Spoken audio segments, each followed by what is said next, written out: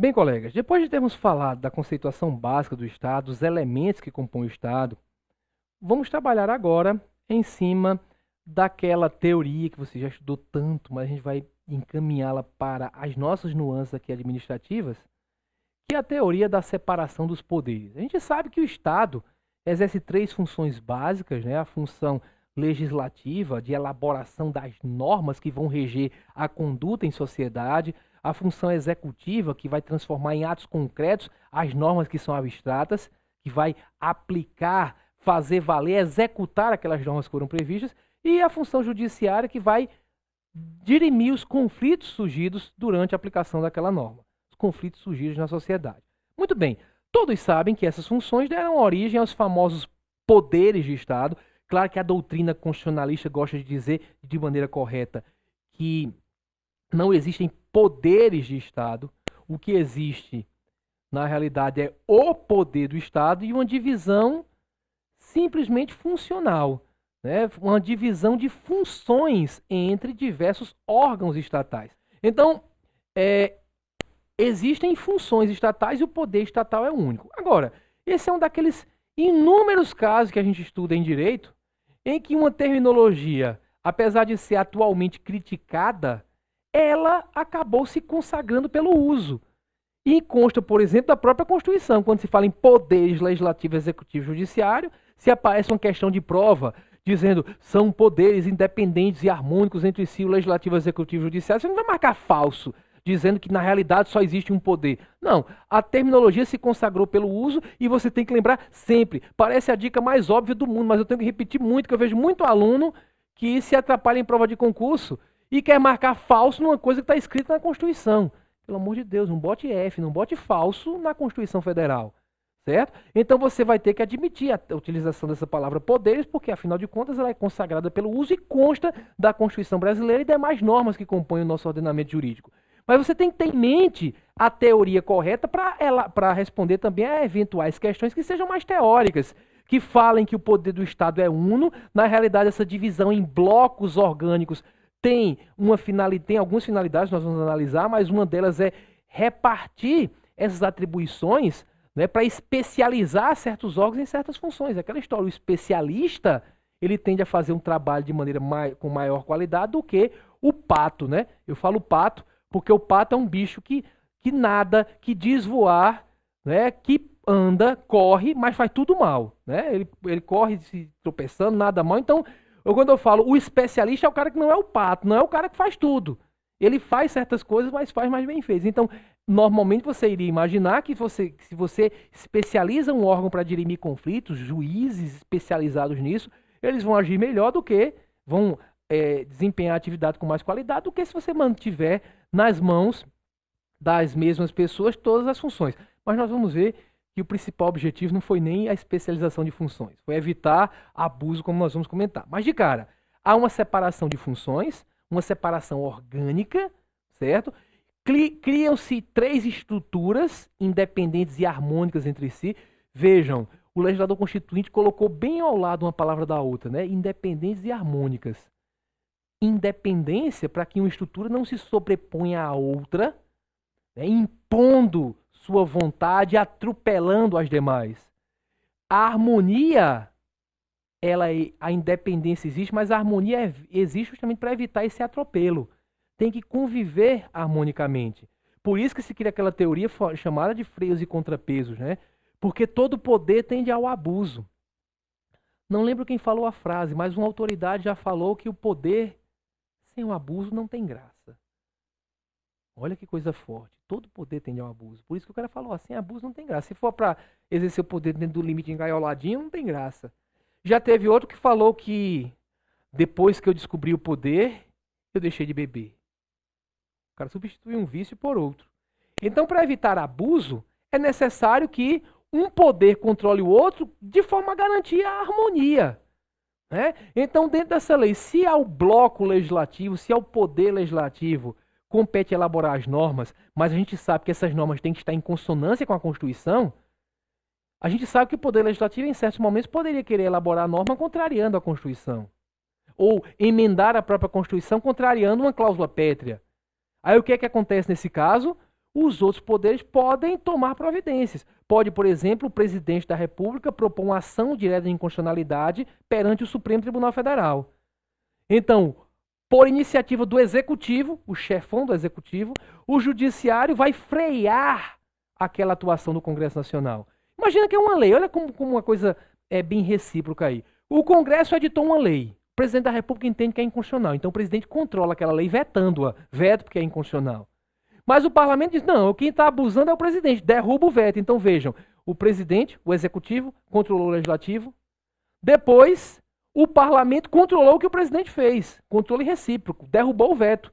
Mas suponha que o presidente ainda ache que ali o abuso é do parlamento. Ajuiza um ADIM perante o Supremo Tribunal Federal e o Judiciário vai dirimir aquele conflito. Então vejam, os controles recíprocos. A gente não tem um controle específico da atuação jurisdicional, mas muitos falam no controle prévio, que é feito, por exemplo, quando o chefe do Executivo escolhe os membros dos tribunais superiores. Do Supremo ele escolhe de uma maneira com uma liberdade muito grande, né? Só obedecendo aquela história, ou melhor bem dizendo que obedece aquela história do notável saber jurídico e da reputação ilibada. Então você tem um sistema de controles recíprocos que mostra que essa divisão em blocos não é estanque. Olha essa palavrinha, vamos para a lousa. A ideia aqui é que essa divisão em blocos orgânicos, blocos orgânicos, porque a gente já tem, em primeiro lugar, quando a gente pega a União, pega na esfera federal, como exemplo, divide em poder executivo, poder legislativo e poder judiciário, a pessoa é a União. Esses poderes são órgãos, são blocos orgânicos que compõem essa pessoa, certo? Aí quando a gente faz isso, a gente, claro, diz, olha, a função executiva, o poder executivo vai prioritariamente executar a atividade administrativa, de execução, é a atividade típica. O legislativo vai exercer a atividade legiferante, elaborar as normas. Hoje em dia se fala também da função de fiscalizar os demais poderes, que é muito importante no legislativo, mas vamos falar aqui da função clássica, legiferante. O poder judiciário é a função jurisdicional, mas essas funções não são estanques. Então vamos dizer aqui que essa separação não é estanque. O que é estanque? Estanque é você separar, colocar cada um dentro de uma caixinha e essas caixinhas não se comunicam, cada um no seu quadrado, ado, né? Não há comunicação nenhuma, interfere no outro. Aí, se fosse assim, a Constituição teria falado só poderes independentes. Só que não é independente apenas, é independente e harmônico. E para garantir a harmonia é necessário que exista esse sistema de controles recíprocos, que é a chamada teoria dos freios e contrapesos. Ou checks, vou colocar aqui de lado também, ó, checks and balances. Alguns autores falam checks and counterchecks. Qual é a ideia? O poder executivo abusou, o outro poder freia, contrabalanceia. Quando eu mostro que um poder controla o outro para garantir a harmonia, eu mostro que essa separação de poderes não é estanque. E mais ainda, você também percebe que não é estanque, que apesar de cada poder ter sua função típica, ele exerce de maneira atípica funções que seriam típicas dos outros poderes. A gente sabe que o poder judiciário também administra. Claro, o Poder Judiciário concede férias aos seus servidores, aos seus juízes. O Poder Judiciário, de vez em quando, faz licitação para construir o prédio novo do fórum. E, nesse momento, ele não está exercendo uma função jurisdicional. Está exercendo uma função administrativa, que é a função típica do Executivo. Mas o Poder Judiciário, que tem como função típica a jurisdicional, exerce a função atípica administrativa por exceção. Né?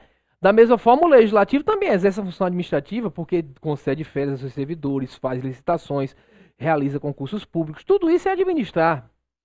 A gente sabe que o Poder Executivo, pegando o exemplo federal, que é o mais citado em prova, de vez em quando legisla de maneira atípica. Aliás, nem tão de vez em quando assim, né? É mais vezes do que deveria ser. Quando o presidente da República edita medida provisória com força de lei. Certo? Então você tem um poder executando uma função que seria típica do outro, mas de maneira atípica. A gente sabe que o Poder Judiciário, ele também exerce, como a maioria dos autores concordam, uma função de natureza legislativa quando os tribunais editam seus regimentos internos. A gente sabe que o legislativo às vezes julga, como por exemplo, vocês devem lembrar que o ex-presidente Fernando Collor de Mello foi condenado pelo Senado Federal. O impeachment veio com a decisão do Senado. Quem já estudou essa matéria sabe que a Câmara dos Deputados aceita a denúncia, né? Então, é a casa que analisa se a denúncia vai ser aceita ou não, e depois o julgamento, né? Por isso que chamam a Câmara dos Deputados de Tribunal de Pronúncia. O presidente foi pronunciado, né? Então, o Tribunal de Pronúncia é a Câmara e o Tribunal de Julgamento o Senado, tudo dentro do Legislativo. Então, o Senado é órgão legislativo, mas atipicamente exerce uma função jurisdicional. Então, vejam, o Executivo administra, mas às vezes legisla quando ele medida provisória, às vezes julga, muitos autores falam, quando ele julga processos administrativos. Já o Legislativo, função típica a legiferante, mas às vezes administra, como a gente falou, fazendo licitações, dando férias aos servidores, e às vezes julga, como o exemplo citado do Fernando Collor de Mello. O Judiciário tem a função jurisdicional como típica, mas às vezes legisla quando elabora seus regimentos internos e também administra, como a gente falou, promover licitações, dar férias aos seus servidores e por aí vai. Então você vê que não há uma natureza estanque nessa repartição de funções, porque algumas das funções são exercidas de maneira atípica, melhor dizendo, por órgãos, blocos, que têm outra função como função típica. Então a gente pode dizer que essa separação, portanto, não é estanque. Essa expressão é muito importante. Muito bem. Quais são os objetivos fundamentais, básicos da separação de poderes? Eu falei desse daqui, eu disse até não é nem o mais importante, o mais importante é esse, mas eu já falei que quando você faz uma racional com base na razão, na divisão de atribuições e competências, como a gente sabe que o Estado vai legislar, vai executar ou administrar, vai julgar, aí você pega essas funções e cria órgãos, aqui vai ficar no legislativo, aqui vai ficar no poder executivo, aqui vai ficar no judiciário, então você cria órgãos especializados. Divide as atribuições, divide as competências para garantir maior eficiência decorrente da especialização desses blocos funcionais. Mas, como eu falei da teoria de checks and balances, ou checks and counter checks, né? Podem chamar também de, como coloquei em counter checks, certo? O fundamental aqui é proteger as pessoas contra os abusos, é garantir os próprios direitos individuais. Porque, vejam, vamos dar um exemplo bem próximo do nosso dia a dia, de um concurso para a polícia. Ora, quando a Constituição garante o direito à liberdade, no artigo 5º, e como proteção, como garantia a esse direito, ela enuncia o direito à liberdade e traz garantias para protegê-lo, a mais famosa garantia é aquela que diz que ninguém será preso, salvo em flagrante delito, ou por ordem escrita e fundamentada de autoridade judiciária.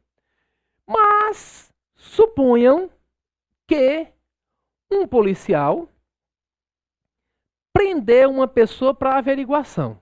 Claro, você sabe, né, espero que não saiba apenas na teoria, aplique isso na prática como delegado, você sabe que não existe prisão para averiguação nesses termos. Né? Eu vou prender para você está preso para lhe averiguar. Peraí, o cara está em flagrante delito? Não. Tem ordem escrita e fundamentada de autoridade judiciária? Não. Então você não pode levá-lo para averiguar. Não existe. Mas suponham que houve a prisão. Suponham que foi um policial civil que prendeu aquele sujeito. Está lá. Bem, descumpriu-se a Constituição. Vejam, a polícia que está no Poder Executivo, certo? Na Secretaria de Defesa Social, a polícia praticou um ato que agrediu a Constituição.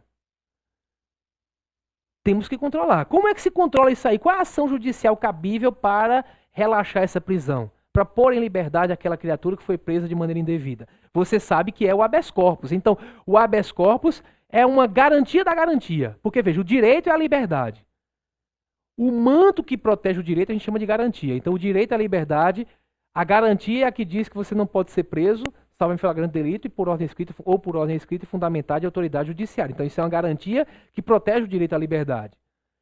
Só que se essa garantia é descumprida, como no exemplo que eu citei, o policial prendeu sem ser uma das situações de prisão, a sobregarantia vai ser utilizada, vai se ajuizar um habeas corpus.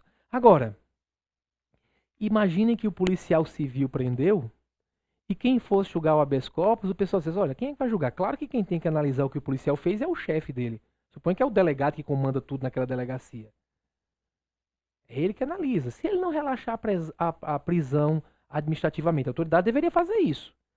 Mas, se isso não foi feito, o cara juiz um habeas corpus, só supondo, claro que não é assim, você sabe que não é, mas suponha que você, delegado, fosse julgar o habeas corpus. Mas, não, claro que não é, vai ser o juiz, eu sei. Mas eu quero que você imagine o seguinte, suponha que quem fosse julgar estivesse dentro do mesmo poder. É aquele agente que trabalha com você. Ora, talvez tenha sido até você que mandou prender. Talvez você tenha concordado, talvez ele tenha entrado em contato com você. O poder público tem que agir como a mulher de César, né? Não só parecer honesto, não só ser honesto, melhor dizendo, mas parecer honesto também. Para a sociedade não pareceria honesto ou não pareceria imparcial o delegado julgar um ato que foi praticado pelo subordinado. Então, para evitar que isso aconteça, é fundamental que exista uma estrutura fora que não tem hierarquia com relação a essa, com toda uma estrutura administrativa, financeira, organizacional separada, independente, para analisar livremente se o que foi feito de maneira correta. Então se ajuiza o habeas corpus e vai para outro poder, para o judiciário. Vejam, isso é feito para garantir que o direito individual será respeitado. Porque nenhum direito estaria a salvo, não estaria propriamente garantido, se fosse o controle sobre aqueles atos feitos exclusivamente na esfera do próprio poder que praticou o ato. Um controle de uma prisão ser feito dentro do Poder Executivo. Ou a Secretaria de Fazenda do Estado cobrar um tributo e a discussão sobre os tributos ser devido ou não ser feita dentro da Secretaria da Fazenda ou do Poder Executivo Estadual. Então tem que ir para que o outro poder faça o controle. Então você tem um poder elaborando as normas, outro cumprindo as normas. Né? Então o legislativo elaborou as normas, também não vai ser ele que vai executar aquela política. Existe o órgão policial que está no executivo e existe o órgão jurisdicional que vai fazer esse controle. Então isso tudo existe para garantir os próprios direitos individuais, dentro da teoria dos checks and balances, um poder controlando o outro. Ok? Muito bem. Dentro dessa linha de raciocínio, vamos voltar para a lousa, vamos para uma questão falando desse assunto, né, um item que era para ser julgado como verdadeiro ou falso, dizendo que a tripartição de funções, vejam que o examinador aqui foi técnico, ele poderia ter de poderes, mas ele foi mais técnico, lembrou que tecnicamente o poder estatal é uno, certo? E sendo uno, o que existe é uma repartição de funções, mas se colocasse aqui de poderes, isso não ia mudar o gabarito da questão, certo? A tripartição de poderes e de funções, melhor dizendo, é absoluta no âmbito do aparelho do Estado. Aí, meu amigo, você tem que perceber que a questão está incorreta. Por que ela está incorreta? Porque, como nós já vimos, a repartição não é estanque, não é absoluta, porque a função administrativa, que é típica do executivo, é o poder administrativo por excelência, ela é executada de maneira atípica também pelo legislativo, pelo judiciário, porque todos eles administram. Elaboram editais de concurso público e fazem concurso. Vejam, quando o legislativo está fazendo um concurso público, ele não está legislando, ele está administrando. O judiciário, quando faz uma licitação, não está legislando, está administrando. Então não há esse caráter absoluto, porque essa repartição não é estanque. Muito bem. Falamos já bastante sobre a questão relativa ao Estado. Vamos falar agora da administração pública. A gente vai falar agora, portanto, do exercício da função administrativa, que a gente já viu e é bom que fique bem claro.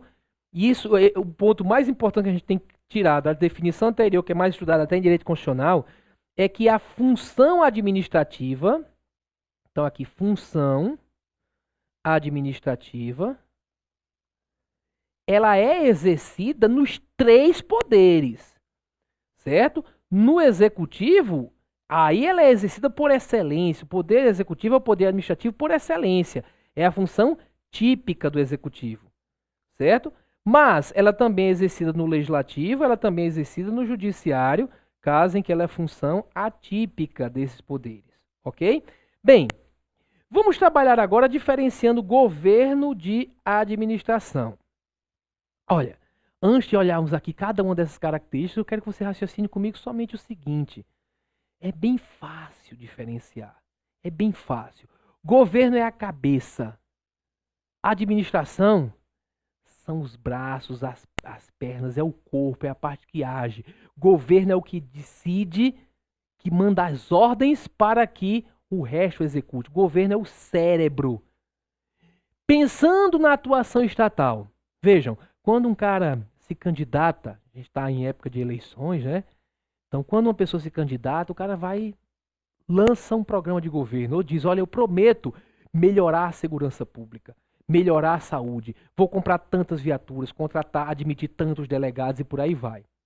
Ele está dizendo como ele pensa o bem comum. Porque, como eu falei para vocês, a única função do Estado é buscar o bem comum. Só que isso pode ser buscado de várias maneiras. Tem gente que pode dizer, eu vou combater a criminalidade, vou combater o tráfico de drogas. Alguns podem dizer, não, isso é um problema social e blá, blá, blá. Eu vou investir mais na educação, porque o dinheiro que está lá no orçamento, ele são recursos finitos para necessidades infinitas. Então, meu amigo, vamos ter que tomar decisões. E como é que é melhor? Qual é a melhor política de segurança pública? Vamos fazer o quê? Se o dinheiro não é suficiente para tudo, vamos o quê? Dar mais remuneração para quem está lá nos cargos, para gastar valorizando aqueles delegados, ou é melhor não dar o aumento agora e contratar mais delegados? É investir mais em pessoal ou mais em viaturas, mais em tecnologia, comprar aquela maquinazinha do FBI, ou mais em educação? Olha, essas decisões podem ser resumidas na expressão formulação de políticas públicas. Quando a gente vota em alguém, a gente vota imaginando que aquela pessoa vai cumprir o que prometeu. Então ela vai formular aquelas políticas públicas, vai colocar lá, elaborar uma lei orçamentária destinando as dotações, popularmente chamadas de verbas, para as atividades que ele quer mais valorizar. Bem, formular políticas públicas acontece basicamente em que órgãos? O executivo, né, que propõe a lei orçamentária, e principalmente o legislativo, que discute aquilo dali, elabora as regras. A administração, quando eu falo que é o corpo, é a parte de execução. É executar de maneira técnica aquelas regras. É quando a gente fala, não vamos politizar a polícia. Não vamos colocar a polícia a serviço de interesses de determinado governante. A ideia é que a atividade política é atividade de governo. Então não vamos colocar a polícia a serviço do governo, porque polícia é a administração. Você sabe que como delegado você vai ter o Código Penal, você vai ter o Código de Processo Penal, você vai ter um conjunto de regras que existem dentro da Secretaria de Defesa Social e você deve cumprir aquelas normas de maneira técnica, neutra. Por isso que a gente fala, a Polícia Federal é um órgão de Estado que vai exercer uma atividade administrativa, não é órgão a serviço de determinado governo. Por isso que a Polícia Federal deve investigar o próprio governo, porque eles têm que analisar de maneira técnica. Estou falando isso porque foi muito discutido recentemente nas eleições presidenciais essa questão do papel da Polícia Federal. A Polícia Federal não pode ser vista como órgão tucano ou como órgão petista, né? A Polícia Federal é órgão de administração, é uma atividade de Estado. Então a ideia básica é que o governo formula as políticas públicas, isso basicamente no executivo e principalmente no legislativo, e a administração é a colocação em prática daquelas regras. Quando eu falei que todos os órgãos fazem licitações, vejam, fazer uma licitação para contratar uma construção de prédios deve ser feito de maneira técnica, de acordo com a Lei 8666, a Lei das 8 bestas, né? 8666 de 1993, certo? Agora, quando se estava decidindo como é que vai ser a licitação, quais serão os valores para uma tomada de preço, um concurso, um convite, qual é o procedimento, isso é uma atividade política, da formulação da política pública. Então, nessa linha, vamos para cá para a lousa, olha só. A atividade de governo é de natureza política, formula as políticas públicas, toma decisões políticas, decide onde investir tal dinheiro, independente de discricionário. Discricionário é porque você tem margem para decidir. Você não fica amarrado, vinculado à lei. Você decide se vai usar mais dinheiro aqui ou acolá. Em caráter político. Veja a diferença para quando a gente fala de administração. Quando se fala em administração, a gente fala em executar as decisões. A atuação da administração é técnica. Técnica não é política, é neutra, porque não se vincula a interesses políticos. É vinculada, não é discricionária. Vinculada ao que? É amarrada à lei ou à norma técnica. Por isso que eu falei, o Código de Processo Penal, o Código Penal para a atividade do delegado da polícia, né? As normas técnicas que existem na Secretaria de Defesa Social. A conduta é hierarquizada. que é diferente daqui nas coisas de governo, porque quando você fala, por exemplo, do Congresso Nacional cheio de deputados, sem hierarquia. Aqui há hierarquia, o caráter instrumental. Porque instrumental, o que é instrumento, pessoal? É algo que não existe como um fim em si mesmo. Existe para atingir uma finalidade. A administração está a serviço do governo, mas não no sentido de agir politicamente. É porque o governo toma a decisão política, a administração implementa aquilo dali. Então tem caráter instrumental, é um instrumento para concretizar as políticas públicas que foram formuladas nos demais órgãos. Voltemos para a lousa, para que a gente veja como isso é cobrado em prova. Olha só, os conceitos de governo e administração não se equiparam, a gente já viu que não se equiparam. O primeiro, que é o governo, refere-se a uma atividade essencialmente política, como nós falamos, política, formulação de políticas públicas, ao passo que o segundo, a uma atividade eminentemente técnica, portanto o item é correto. No item subsequente, o governo é atividade política, discricionária, vejam que tem margem para decidir, e tem conduta independente, porque você vai tomar decisões, enquanto a administração é atividade neutra, né? Normalmente vinculada à lei, como a gente falou, normalmente vinculada à lei, ou à norma técnica, e exercida mediante conduta hierarquizada, foi o que nós vimos, e item, portanto, correto. Com essa questão, a gente termina esse bloco, no próximo, continua a falar dos tópicos subsequentes do programa. Até lá!